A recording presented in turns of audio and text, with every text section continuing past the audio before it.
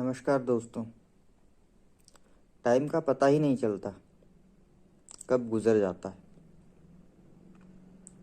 अभी मैं बैठा था, अपने किसी पुराने एल्बम को देख रहा था,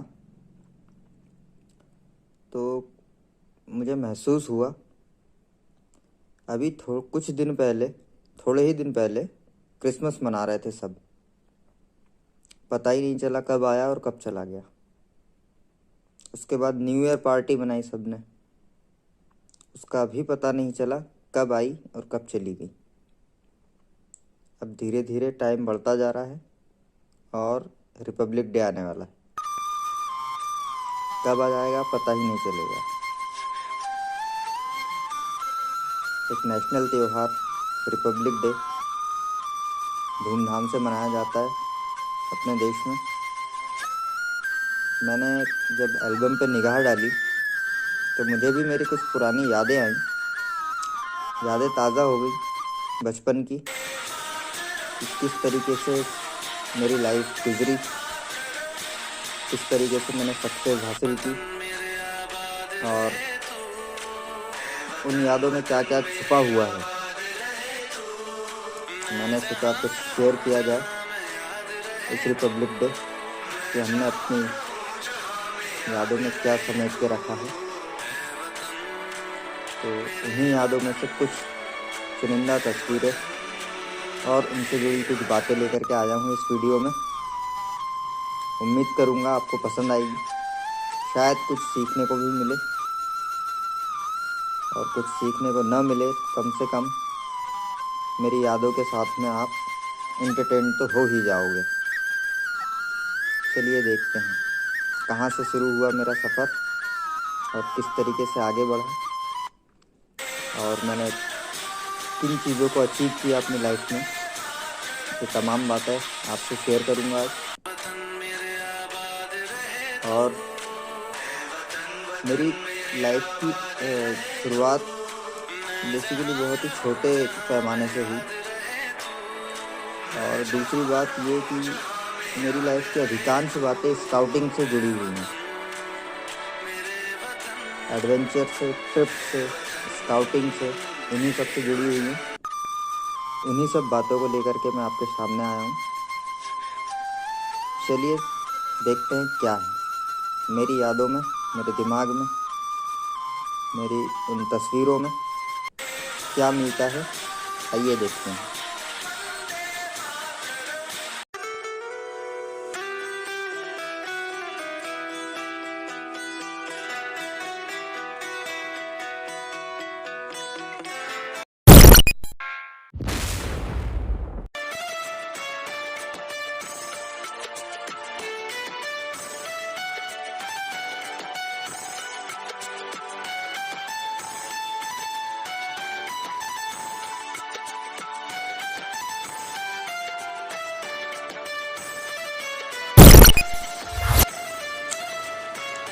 मेरी लाइफ की शुरुआत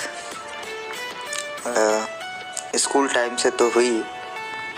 उसके अलावा स्कूल टाइम तो चल ही रहा था साथ ही साथ स्काउटिंग, ट्रिपिंग, घूमना फिरना, हेरिटेज घूमना, ये सब भी चलता था मेरी लाइफ में। स्पोर्ट्स। तो ये तस्वीर जो है, ये मेरे सबसे पहले जब मैंने स्काउटिंग ज्वाइन की थी, 11 साल की उम्र थी मेरी।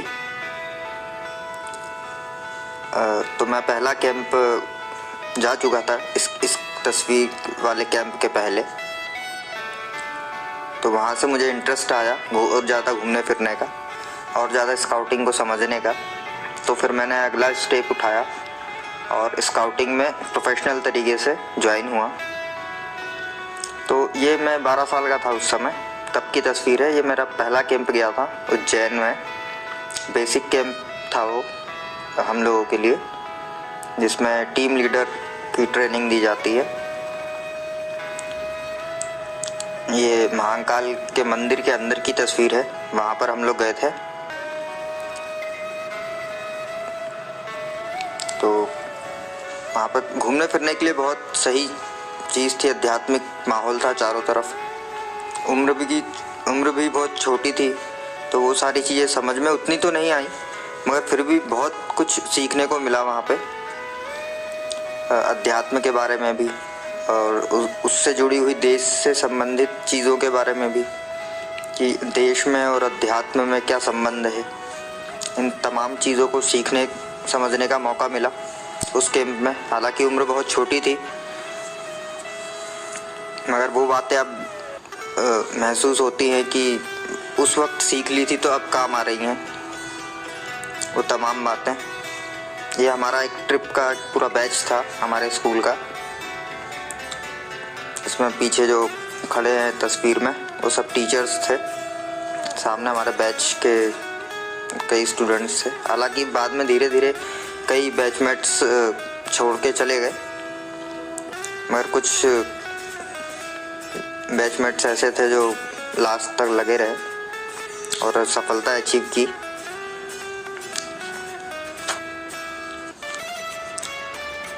ये वो ट्रेनिंग बैच है जिसमें हमने सुबह टाइम टेबल के अकॉर्डिंग उठना और अपने दिनचर्या को बनाना सीखा। ये उज्जैन की ही तस्वीर है, महाकालेश्वर की। हम सुबह 3 बजे उठ कर के नहाने गए थे शिप्रा नदी पे। वहाँ हमने नहाया वगैरह, कपड़े वपड़े धोए, नहाए और सारे काम किए अपने, और उसके बाद 3 बजे की महाकाल की आरती में इन्वॉल्व हुए थे। ये वहाँ का है। तो जो सुबह 3 बजे उठने वाला जो टाइम सर्कल था वो इस उम्र से हमने अचीव किया था, सीखा था। ट्रेनिंग यहाँ से डली, आदत यहाँ से पड़ी हमें। सुबह 3 बजे उठ कर के, अब ठंड के मौसम में सुबह 3 बजे उठ कर के शिप्रा घाट पे जाना और फिर वहाँ नहाना, वो अपने आप में एक अलग ही एडवेंचर है। क्योंकि कोई भी सुबह 3 बजे उठ कर के कपड़े उतार कर के नदी में नहाने से पहले 10 बार सोचता है। और वहाँ पर अब हम बच्चों की टीम थी, तो बच्चे तो बच्चे होते हैं, मस्ती मजाक में सब सुबह 3 बजे उठ के चले गए।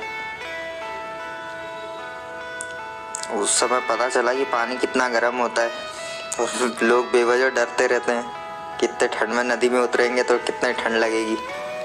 मगर उस दिन समझ में आया कि शिप्रा नदी का पानी तो गर्म है और लोग सुबह 3 बजे उठ के नदी में नहाने क्यों जाते हैं, बजाय कि घर पे 1 बाल्टी पानी से भी नहा सकते हैं। तो उस दिन कम से कम ये डर तो ख़त्म हो ही गया कि सुबह सुबह उठ करके नदी में नहाने जाएंगे तो ठंड लगेगी।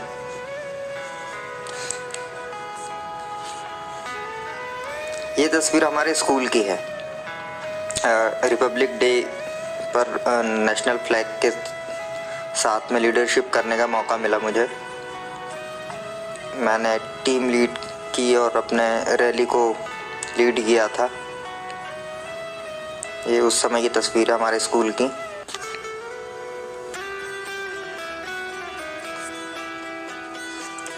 ये फर्स्ट परेड में हम शामिल हुए थे।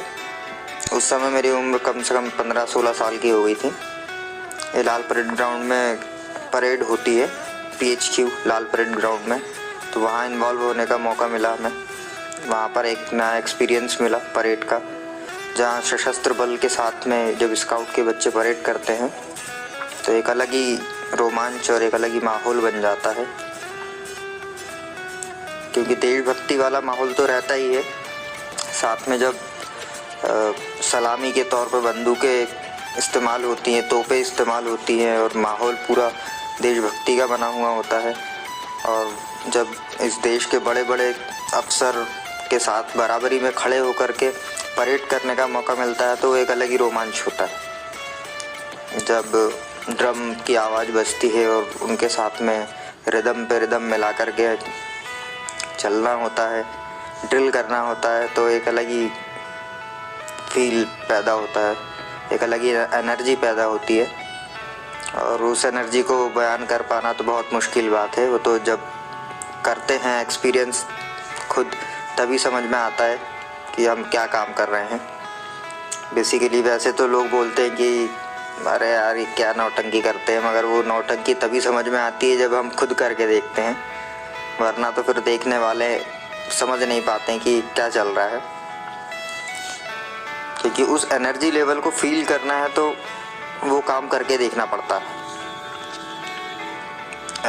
अब इस उम्र में हम लोगों ने वो काम किया था, तो आज समझ में आ रहा है कि उस समय की ट्रेनिंग कितनी लाभदायक साबित हुई हम लोगों के लिए।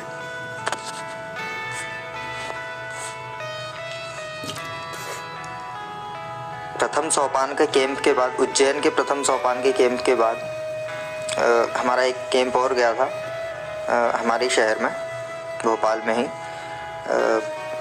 भेल कॉलेज में कैंप लगा था वो। उस कैंप को करने के बाद हम गए थे द्वितीय सोपान कैंप में।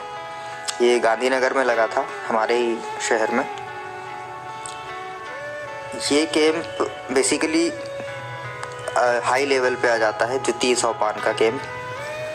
इसमें यहाँ पर जब हम खड़े थे, ये जो खड़े हैं हम यहाँ पे, ये बेसिकली सुबह 7 बजे का टाइम है। सुबह यहाँ पर ट्रेनिंग कैंप है, सेंटर है, ट्रेनिंग दी जाती है स्काउट्स को। तो हमें सुबह 4 बजे उठा दिया जाता था वहाँ पे। फ्रेश वगैरह होने के बाद, नहाने वगैरह के बाद, सारी चीज़ें करने के बाद फिर हमें लाइन अप किया जाता था, ग्राउंड अप किया जाता था एक्सरसाइज करने के लिए। तो एक्सरसाइज हो जाने के बाद सुबह 7 बजे हम प्रेयर के लिए इकट्ठा होते थे। तो ये प्रेयर वाली जगह है जहाँ पर स्काउट्स के फ्लैग के साथ में नेशनल फ्लैग लगा हुआ होता है। तो उस नेशनल फ्लैग के नीचे हम लोग वहाँ पर प्रेयर करते हैं सुबह 7 बजे की। तो ये वो उस प्रेयर का फ़ोटो है जहाँ पर हम लोग एक घोड़े की नाल के रूप में खड़े हुए हैं। यहाँ जो लाइनअप किया गया है, हमें घोड़े के नाल के रूप में लाइनअप किया गया था। हालांकि इसे रेज ऑफ सन भी कहा जाता है। अगर स्टूडेंट्स ज़्यादा होते हैं तो फिर उन्हें रेज ऑफ सन्स के अकॉर्डिंग खड़ा किया जाता है। जितने भी कैडेट्स दिख रहे हैं सिंगल एंटिटी में, इनके पीछे लाइन लगा करके खड़ा कर दिया जाता है। तो यही घोड़े की नाल फिर सूर्य की किरणें बन जाती है। तो ये एक पैटर्न है प्रेयर करने का स्काउट में। यहीं से स्काउटिंग के मेन फंक्शन की शुरुआत होती है। यहीं से आपको टीम लीड करना सिखाया जाता है, यहीं से आपको ग्रुपिंग सिखाई जाती है, यहीं से आपको ट्रैकिंग सिखाई जाती है। ट्रैकिंग के सारे पैतरे तौर तरीके, मार्शल आर्ट्स, बहुत सारी चीज़ें, नॉट्स लगाना, रस्सियों का क्लाइंबिंग करना, मंकी ब्रिज वगैरह का इस्तेमाल करना, ये सारी चीज़ें यहीं से सीखने को मिलती है स्काउटिंग में। फर्स्ट एड देना किसी भी परिस्थिति में, सिंबल्स, फॉरेस्ट सिंबल्स पहचानना, ये तमाम ट्रेनिंग का हिस्सा होता है। यहाँ पर हमारे ग्रुप लीडर और ट्रेनर जो थे वो हमें ट्रेनिंग देने के लिए उपस्थित थे। तो उन्होंने हमें यहाँ पर प्रेयर करवाई और पूरे दिन भर का प्लान समझाया।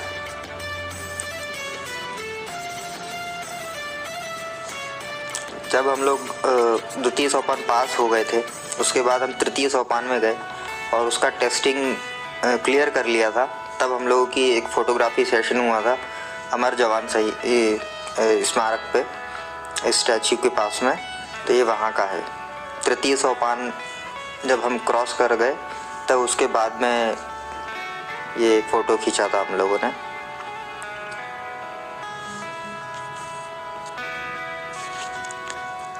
ये वहाँ का फ़ोटो है। ये स्मारक ट्रेनिंग सेंटर में ही बना हुआ था। वहाँ बेसिकली जो कैडेट्स रहते हैं उन्हें ट्रेनिंग देने के बाद में वहाँ पर फ़ोटो सेशन भी होता है। तो अधिकांश कैडेट्स फ़ोटो खिंचवाते हैं वहाँ पर। ये हमारे स्कूल का सांस्कृतिक प्रोग्राम था एक, तो उसमें कृष्ण का पाठ करने का मौका मिला डांस में। ये वो तस्वीर है, यहाँ गोपियों के चारों तरफ, मतलब ये एक नया ही एडवेंचर था मेरी लाइफ में। हालांकि मुझे डांस नहीं आता था उस समय, मगर फिर भी टीचर्स ने मुझे इनकरेज किया तो मैं डांस करने के लिए तैयार हुआ।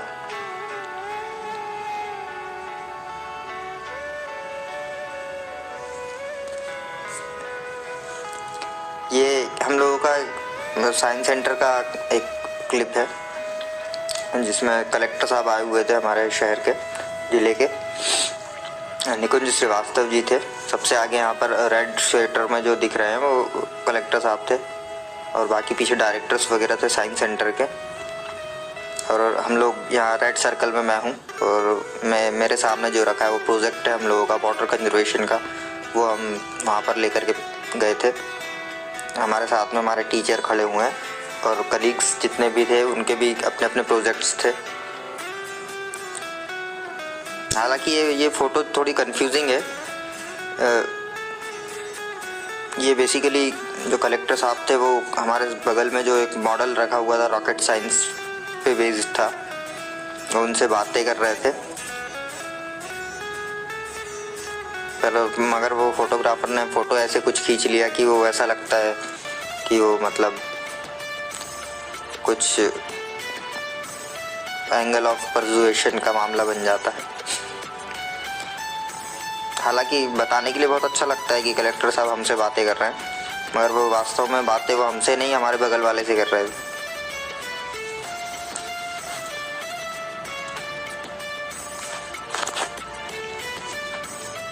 ये राघव सर और सविता सर की उपस्थिति थी।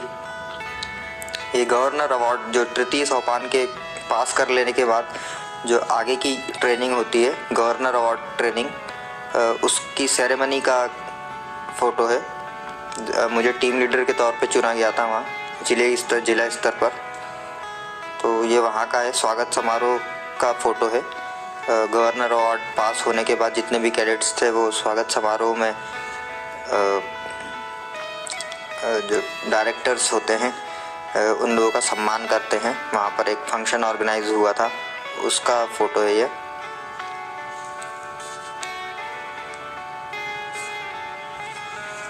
ये फ़ोटो मैंने स्कूल चेंज कर दिया था, फिर क्लास 10th तक मैं अपने पुराने स्कूल में रहा। प्रथम सोपान, द्वितीय सोपान, तृतीय सोपान वहाँ से किया मैंने। और जब मैं गवर्नर अवार्ड कर रहा था उस समय मैंने स्कूल चेंज कर दिया था और मैं आनंद विद्या मंदिर हायर सेकेंडरी स्कूल में चला गया था फिर। तो ये वहाँ पर परेड में शामिल होने का मौका मिला दोबारा। तो ये लाल परेड PH के ऊपर ही दोबारा परेड में शामिल होने का मौका मिला था इस स्कूल की तरफ से। ये वहाँ का है जहाँ पर मैंने फर्स्ट रेंजर के रूप में टीम लीड करने का मौका मिला। ये वो तस्वीरें हैं और साथ में हमारे कमांडिंग जो सीनियर्स थे उनको कहा गया था। हालांकि वो हमारे फ्रेंड थे, हमारी क्लास में हमारे बैचमेट्स थे। स्काउट में हमारे ही साथ में चला था, मगर उनको टीम लीड करने का लीडर के तौर पे मौका दिया गया। हम लोग फर्स्ट रेंजर के तौर पे वहाँ पर थे। और बाकी ये फ़ोटो हमारी पूरी सही क्लिक नहीं हो पाई इसलिए, नहीं तो पीछे पूरी टीम है।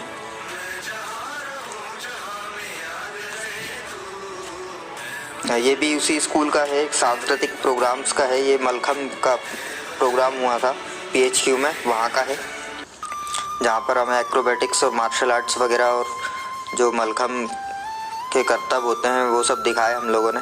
हालांकि इस काम को करने के पहले हमने 6-7 महीने तक ट्रेनिंग ली इस चीज़ की, मलखम कैसे परफॉर्म किया जाता है इस बात की ट्रेनिंग ली।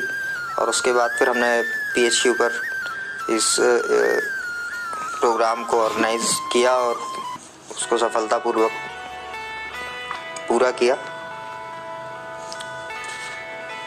हालांकि मलखम सीखते वक्त हमें बहुत सारी बातें जानने को मिली, मलखम के बारे में भी, एक्रोबैटिक्स के बारे में भी और मार्शल आर्ट्स वगैरह के बारे में भी।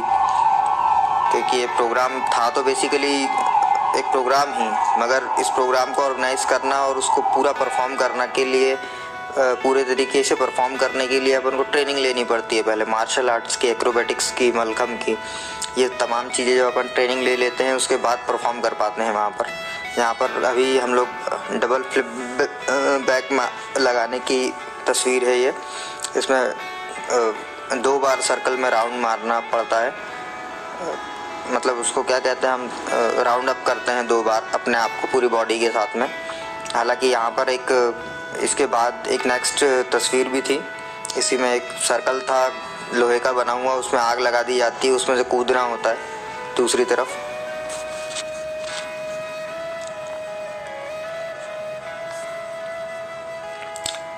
ये हम लोगों का इंटरेस्टिंग पॉइंट था। हम लोग 12th लेवल तक आ गए थे हायर सेकेंडरी स्कूल में। गवर्नर अवार्ड हो चुका था हम लोगों का। हम राष्ट्रपति स्काउट्स की तैयारी कर रहे थे। ये तब का सीन है। ये नेशनल जम्बूरी हमने अटेंड की थी 15 दिन की उत्तराखंड में। हरिद्वार में घूमे 15 दिन। गंगा नदी के तट पर डैम बनवा दिया गया था हम लोगों के लिए। कम से कम 80,000 स्काउट्स इकट्ठा हुए थे पूरे देश के और विदेशों से भी। कम से कम 1-1.5 लाख की स्ट्रेंथ थी वहाँ पर, स्काउट्स की उपस्थिति मौजूद थी। ये हम लोग बेसिकली गाइड कैंप में आए हुए थे। हमारा कुछ खाने पीने का सामान वहाँ पर रखा हुआ था, तो वहाँ की तस्वीर है। हम लोग हमारे टीचर्स के साथ में वहाँ गाइड के कैंप में गए थे खाना पीना लेने के लिए, सामान लेने के लिए। ये पूरे गंगा नदी को क्रॉस आउट करके एक नया पूरा ग्राउंड तैयार करवा दिया गया था और वहाँ पर हम लोगों के रुकने की व्यवस्था बनाई गई थी। टेंट लगाए गए थे। ये वो टेंट है।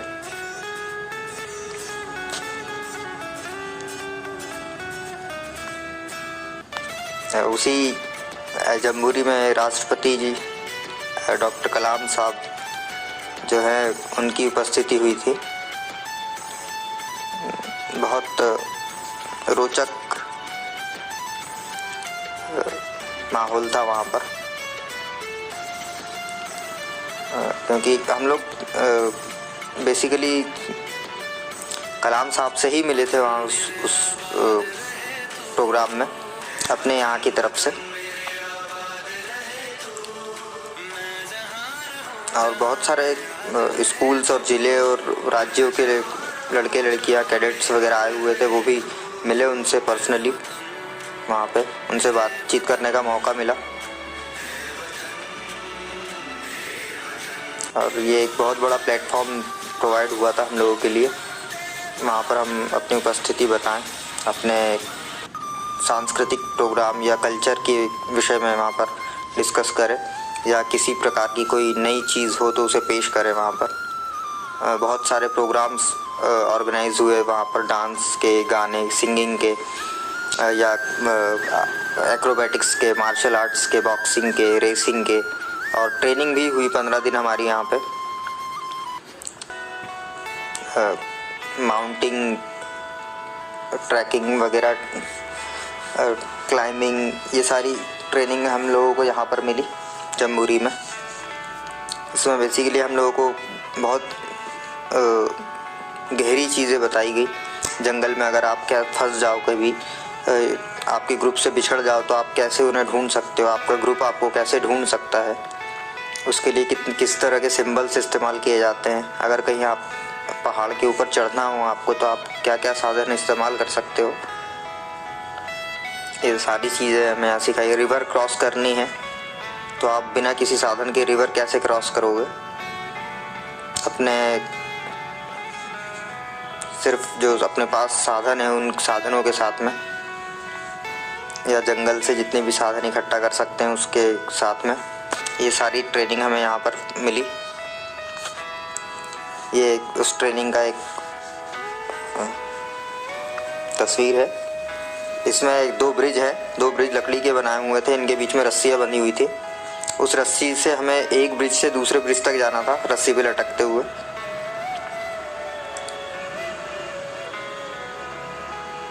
ये वहाँ का फोटो खींचा था। ये ब्रिज हाथों से बनाए हुए हैं।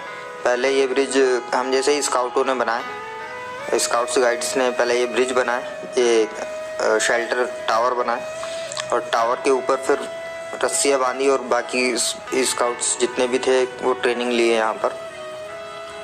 ऐसे कई प्रोग्राम ऑर्गेनाइज हुए थे वहाँ पर कंपटीशन भी हुआ। ट्रेनिंग लेने के बाद शुरू में बता दिया जाता था कि क्या करना है और उसके बाद फिर कंपटीशन होता था। उस कंपटीशन में फर्स्ट सेकंड थर्ड प्राइज़ रखे जाते थे। जो भी कम टाइम में जल्दी अचीव करता था उसे फिर फर्स्ट सेकंड थर्ड या रनर अप का अवार्ड मिलता था और सर्टिफिकेट वगैरह भी मिलते थे। ये वो है जम्बोरी में ट्रेनिंग वाला टाइम। ये एरिना है, एरिना सेक्टर पूरा बहुत बड़ा एरिना बनाया हुआ था। यहाँ स्टेज लगा हुआ है, स्टेज ही बहुत बड़ा था। अब पीछे पूरा एकदम पहाड़ी इलाका था। ये वो तस्वीर है। 2006 में हम लोग जम्बूरी में गए थे। नेशनल जम्बूरी है ये। हालांकि इसके बाद हमें एक इंटरनेशनल जम्बूरी भी करनी थी मगर वो आगे किसी कारणवश नहीं कर पाए। ये नेशनल जम्बूरी है क्योंकि राष्ट्रपति अवार्ड हासिल करने के लिए आपको एक नेशनल जम्बूरी और एक इंटरनेशनल जम्बूरी करना कंपलसरी है।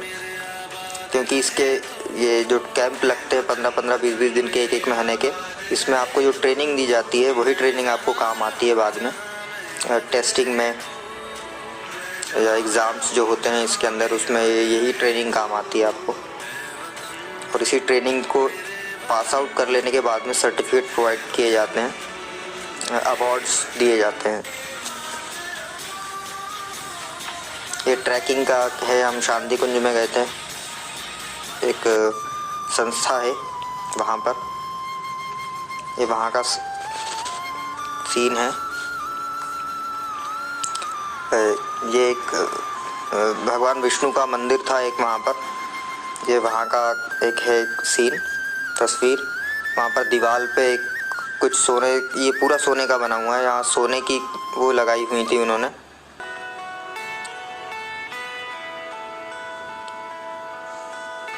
अलग अलग देवी देवताओं की तस्वीरें और उनकी नक्काशी करके पत्थर के ऊपर लगाया गया था। ये सोने का बना हुआ है ये पूरा।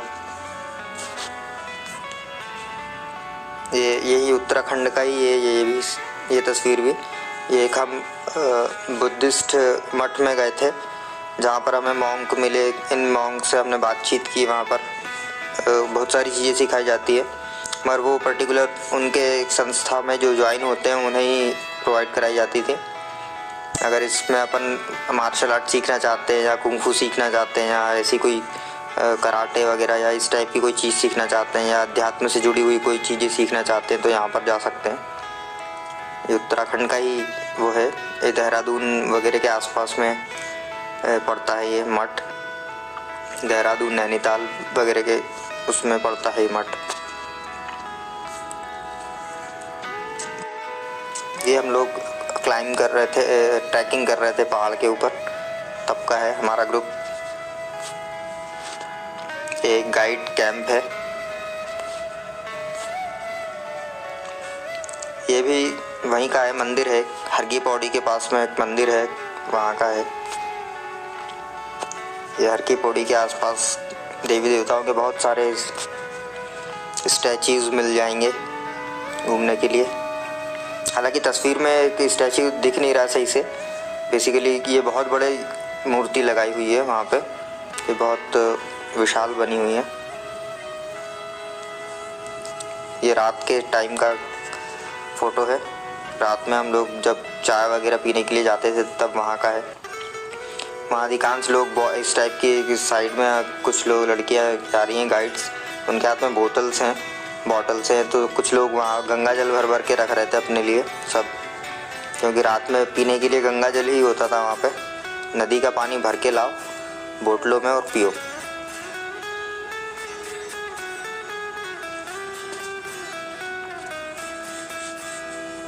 हालांकि गवर्नमेंट ने पाइपलाइंस बिछा दी थी चारों तरफ पानी के लिए, पानी की सप्लाई की व्यवस्था ठीक थी, मगर फिर भी अधिकांश लोग बगल में ही 2 कदम की दूरी पर गंगा नदी बह रही थी तो वहाँ से बोतलें भर के लाते थे सब।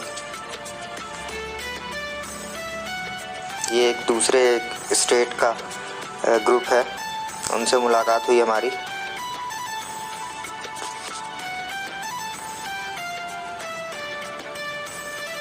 हम लोगों के पास एक डायरी हुआ करती थी, उस डायरी के ऊपर सब लोग किसी अन्य स्टेट के लोगों से मिलते थे तो उनसे बातचीत होती थी। वो है ये वहाँ मंदिर का ही फ़ोटो है। ये है वहाँ का सीन, ये वहाँ की फ़ोटो है नैनीताल की। नैनीताल में एक जगह है, वहाँ पर एक पिक्चर भी शूट की गई थी, चांद के पार चलो, ये वहाँ का है। ये एग्जैक्ट जहाँ पर हम लोग खड़े हैं वहीं पर शूटिंग हुई थी उस फिल्म की। एग्जैक्ट लोकेशन वही है जो पिक्चर में दिखाई देती है, एग्जैक्ट वैसी ही है, रियल में भी वैसी ही है।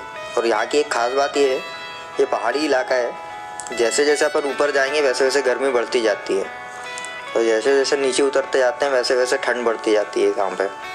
हम लोग जब पहाड़ के नीचे खड़े हुए थे, सबसे नीचे, तो हमें स्वेटर पहनने की ज़रूरत पड़ गई थी।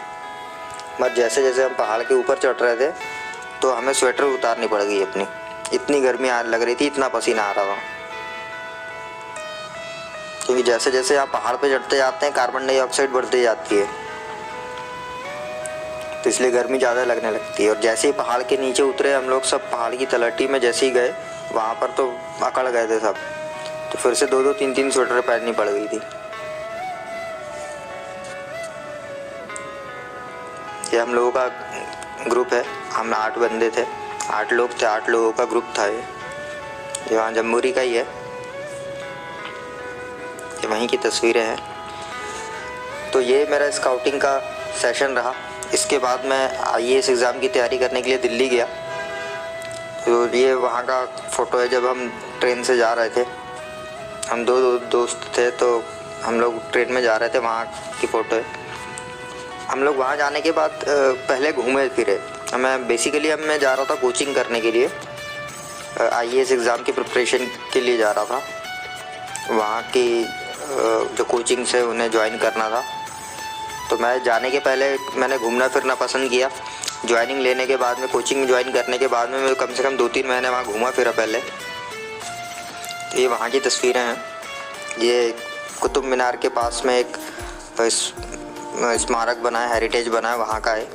यहाँ पर सारे के सारे पोल्स एक जैसे ही दिखते हैं, मगर रिपेयरिंग वर्क की वजह से मेरे लेफ़्ट साइड में जो मैं खड़ा हूँ, वहाँ उसके लेफ़्ट साइड में जो ऊपर साइड में एक पोल है, उसमें रिपेयरिंग वर्क किया गया था। क्योंकि ये चीज़ें बहुत पुरानी हैं और मेंटेनेंस का काम यहाँ जारी रहता है अधिकांश टाइम। हेरिटेज में आ गया है ये सब चीज़ें, तो इन्हें बहुत सिक्योर रखा जाता है। ये कुतुब मीनार का ही सीन है। यहाँ पर अधिकांशतः विदेशी लोग मिल जाएंगे आपको, जो फॉरेन कंट्रीज़ से आते हैं घूमने फिरने के लिए या यहाँ की चीज़ों के बारे में जानने के लिए। ऐसे बहुत से लोग मिलेंगे, हमें भी मिले थे। हम लोगों ने उनके साथ फ़ोटो वगैरह खिंचवाया वहाँ पे।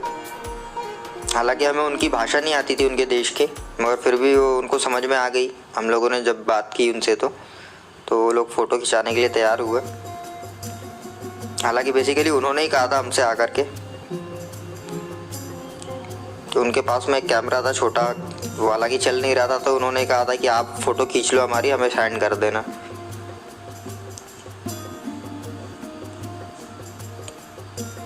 तो ऐसे हज़ारों लोग आते रहते हैं रोज़ वहाँ पर घूमने फिरने के लिए, हेरिटेज के लिए। तो इससे पर्यटन को भी बढ़ावा मिलता है, अच्छी बात भी है। लोगों के बारे में जानने मिलता है, लोगों को हमारे यहाँ की संस्कृति के बारे में जानने मिलता है। ये कुतुब मीनार का पूरा फुल लेंथ सीन है। यहाँ पर रियल में यहाँ पर ऐसा है कि अगर अपन स्ट्रेट खड़े रहें तो कुतुब मीनार अपन को थोड़ी सी टिल्ट नज़र आएगी। वो जिस जगह पे बनी हुई है वहाँ पर थोड़ा उसको बनाया ही ऐसा गया है कि थोड़ी सी आपको टिल्ट नज़र आएगी वहाँ पर। अगर आप स्ट्रेट खड़े रहोगे तो आपको कुतुब मीनार टिल्ट नज़र आएगी, हल्की सी राइट साइड में झुकी हुई नज़र आएगी आपको। हालांकि वहाँ का आजू बाजू का पहले बना हुआ था बहुत अच्छे से, मगर आंधी तूफान और बाकी की चीज़ों की वजह से बहुत कुछ टूट गया वहाँ पे, तो इसलिए ऐसा दिखता है वो। ये देखिए आप यहाँ पर इस तस्वीर में आपको नज़र आ जाएगा उसका टिल्ट होना। मेरे बगल में जो लड़का देख रहा है कैमरे की तरफ, वो एकदम स्ट्रेट खड़ा है सीधा, मगर उससे अगर अपन तुलना करेंगे कुतुब मीनार की, तो कुतुब मीनार हल्की सी टिल्ट है राइट साइड में, झुकी हुई बनाई है मीनार वो, इसीलिए उसको झुकी हुई मीनार कहा जाता है। हालांकि ये कुतुब मीनार इतनी बड़ी बनाई थी उन लोगों ने, मगर इसी के सामने एक किला था, उस किले में 2 दरवाजे थे, वो मैं बताऊंगा आपको। उन 2 दरवाज़ों से पूरी की पूरी कुतुब मीनार दिखाई देती थी और ऐसा लगता था कि जरा सी कुतुब मीनार है। ये एक वहाँ के दीवार है, कुतुब मीनार के जो किला बना हुआ था उसकी दीवार है, उसकी दीवार में जो पत्थर लगाए हुए हैं इस तरीके से, ये पैटर्न है एक खास। युद्ध वहाँ पूछा हम लोगों ने किसी से कि ऐसा क्यों किया, तो उन्होंने बताया कि युद्ध वगैरह के लिए, युद्ध से सुरक्षा के लिए बनाया गया था, क्योंकि जब इस पैटर्न पे अपन दीवारों में पत्थर चुनवाते हैं तो किसी भी औजार से या हथियार से या किसी भी तरीके से इसको तोड़ पाना बहुत मुश्किल होता है, क्योंकि औजार वहाँ लगते ही नहीं है। क्योंकि ये जो पत्थर दीवार में लगवाए थे वो एकदम नुकीले टाइप के हैं और बाहर निकले हुए हैं, तो वहाँ पर औजार वगैरह काम करते ही नहीं है। हालांकि ये बेसिकली दीवार पूरी मिट्टी की बनी हुई है। पुराने टाइम में जो लाल मिट्टी और पीली मिट्टी मिलती थी, पत्थर टाइप की जो मुरमुरी होती थी, उसकी बनी हुई है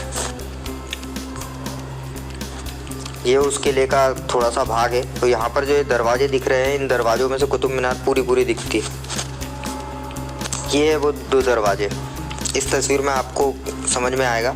ये जो 2 दरवाजे हैं, इनके एकदम सामने है कुतुब मीनार, और जो लास्ट में गार्डन दिख रहा है ग्रीन कलर का, वहाँ पर खड़े रह के अगर आप देखोगे तो इन 2 दरवाज़ों में से पूरी की पूरी कुतुब मीनार एकदम स्पष्ट नज़र आएगी, वो भी आपके छिंगली के बराबर की। आपकी छिंगली जितनी बड़ी है उतनी बड़ी आपको कुतुब मीनार नज़र आएगी इन 2 गेटों में से। वो उसका डिज़ाइन इस तरीके से बनाया गया था। ये वहाँ की जेल है, जब कोई अपराधी अपराध करता था तो उसको इस टाइप की जेलों में रखा जाता था।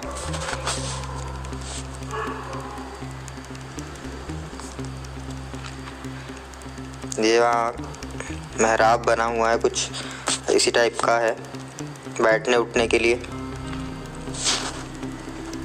हालांकि यहाँ पर पहले सिपाही खड़े हुआ करते थे। ये किले का दरवाज़ा हुआ करता था यहाँ पे। ये किले का वो पोर्शन है जहाँ पर गली है, जहाँ पर पत्थर लगाए गए हैं। यहाँ पर अधिकांशतः जो उस समय के नवाब थे, राजा महाराजा थे, वो टहला करते थे, टहलकदमी जो कहते हैं वो किया करते थे। और यहीं पे गार्डन भी बने हुए हैं इसके आगे पीछे। उन गार्डनों में जाने के लिए अधिकांशतः राजा महाराजा नवाब साहब यहाँ टहलते थे। ये राष्ट्रपति भवन के सामने की रोड है, जहाँ हर साल 26 जनवरी 15 अगस्त पे परेड होती है। ये वो है सीधी पर रोड राष्ट्रपति भवन से, वो पीछे राष्ट्रपति भवन नज़र आ रहा है उसमें, वहाँ से सीधा एक गार्डन है सामने राष्ट्रपति भवन के सामने, वहाँ से ली गई तस्वीर थी ये।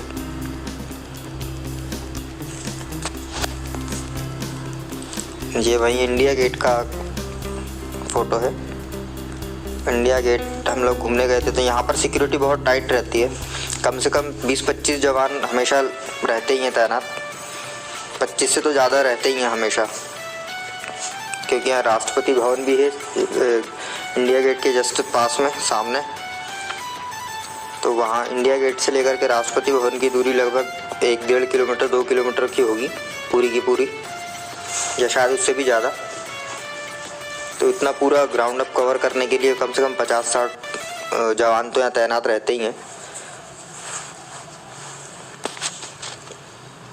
तो हम लोगों की मुलाकात उनसे हुई, बातचीत की हमने। वहाँ भी 2 शिफ्ट में वो ड्यूटी करते हैं, 6 से लेकर के 8 घंटे की एक शिफ्ट रहती है उनकी। उनकी टाइमिंग भी चेंज होते रहती है। बस यहाँ पर एक लॉ रखी हुई है, वो हमेशा प्रज्वलित रहती है, उसको प्रज्वलित रखने का काम करते हैं वो लोग।